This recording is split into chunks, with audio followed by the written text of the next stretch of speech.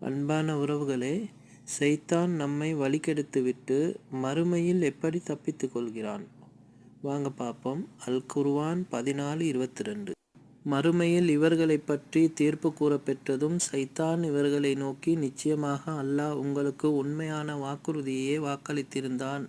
நானும் உங்களுக்கு வாக்களித்திருந்தேன். ஆனால் நான் உங்களுக்கு கொடுத்த வாக்கில் மாறு செய்துவிட்டேன். நான் உங்களை அழைத்தேன். அப்போது நீங்கள் என் அழைப்பினை ஏற்றுக்கொண்டீர்கள் என்பதைத் தவிர எனக்கு உங்கள் மீது எந்த அதிகாரமும் இல்லை. ஆகவே நீங்கள் என்னை நிந்திக்காதீர்கள். உங்களையே நீங்கள் நிந்தித்துக் கொள்ளுங்கள். உங்களை நான் காப்பாற்றுபவன் இல்லை. நீங்களும் என்னை காப்பாற்றுபவர்கள் இல்லை.